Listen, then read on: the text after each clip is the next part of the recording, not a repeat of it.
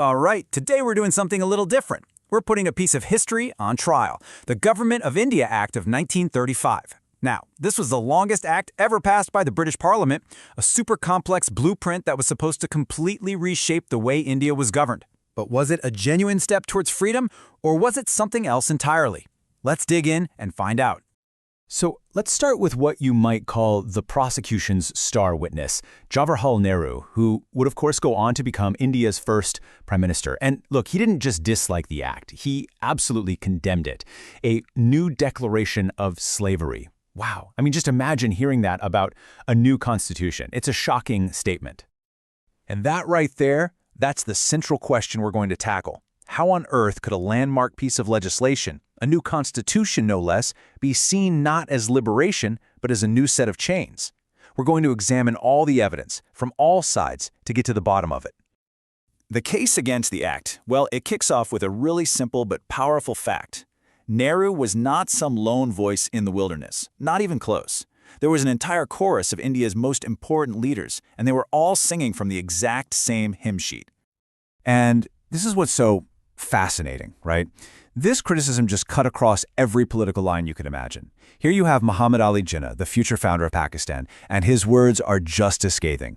Rotten, bad, and completely rejected. I mean, there's absolutely no room for interpretation there. And if you add another heavyweight, Subhash Chandra Bose, into the mix, he saw something even more sinister at play. It wasn't just a poorly written document to him. It was a cunning move. You can just feel the deep, deep suspicion of British motives in that statement. Okay, but here's the real kicker, the twist in the story. The criticism wasn't just coming from Indian leaders. Get this. This quote is from Clement Attlee, the very British Prime Minister who would later grant India its independence. Even he called it an act of distrust. You know, when a guy from your own team has serious doubts, you've definitely got a problem. So you gotta ask, what was everyone so upset about? What was so fundamentally wrong with this act? Well, a lot of the anger focused right on its core proposal, the idea of an all-India federation that would unite British India with the princely states. Let's bring in VP Menon, a key civil servant who was right there, watching it all unfold. He puts it pretty bluntly. The whole idea was doomed from the get-go. He said its fate was tragic. In other words, it was designed to fail. And people at the time, boy, they did not mince words. The political analyst C.Y. Chintamani called it a lame federation, like it was crippled and just couldn't work.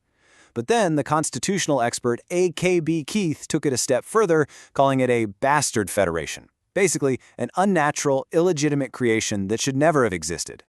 And that brings us right back to Nehru, who just nails it with this brilliant and simple metaphor. He called the act an engine with brakes all around. Just picture that for a second. A powerful machine that's built to move forward, but it's covered in so many brakes, so many veto powers and special controls for the British Governor General that it can't actually go anywhere. It was a machine built for gridlock.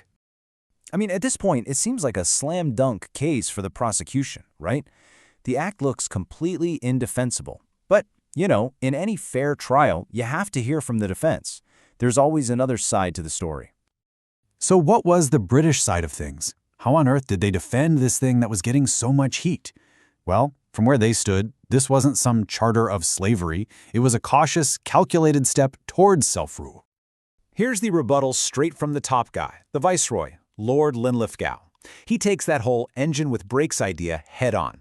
He argues that those special powers for the governor weren't meant to obstruct daily work.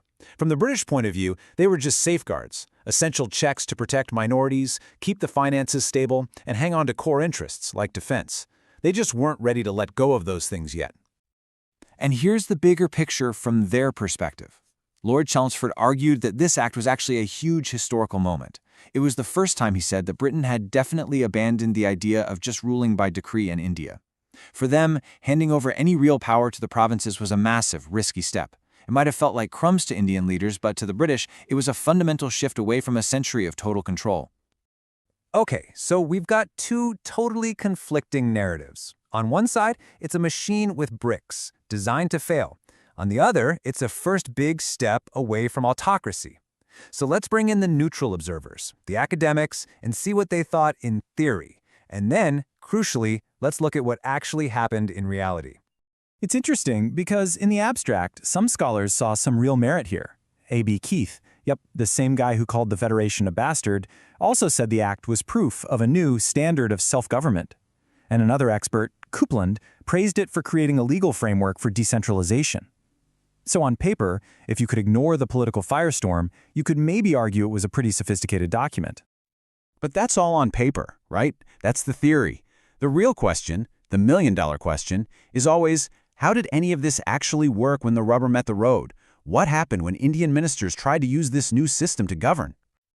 And this is where it all gets a bit, well, ridiculous. There's this perfect example from K.V. Reddy, a minister in Madras. He said, and I'm paraphrasing, "I was the Minister of Agriculture, but I had no control over irrigation." Just think about that. How can you possibly be in charge of farming if you have no say over the water? It's absurd. And it just shows how that so-called decentralization of power was often just a complete illusion in practice. So, the arguments have been made. We've heard the prosecution, the defense, the academic theories, and the harsh realities from the ground. It's time to reach a verdict on the 1935 Government of India Act. And when you lay it all out like this, the picture becomes crystal clear. For Indian leaders, it was a non-starter, universally rejected as an instrument of control, not freedom. For the British, a legitimate, if cautious, step forward. But the practical outcome? Well, that was a system bogged down by unworkable divisions, endless frustration, and paralysis. It proved Nehru's engine with brakes metaphor to be tragically spot on. And that leaves us with one last big question to think about. Was the 1935 Act just a clumsy, failed attempt to find some middle ground, or was its spectacular failure actually a crucial lesson, the final piece of evidence that proved there was no middle ground, and that the only real path forward was full, unqualified independence?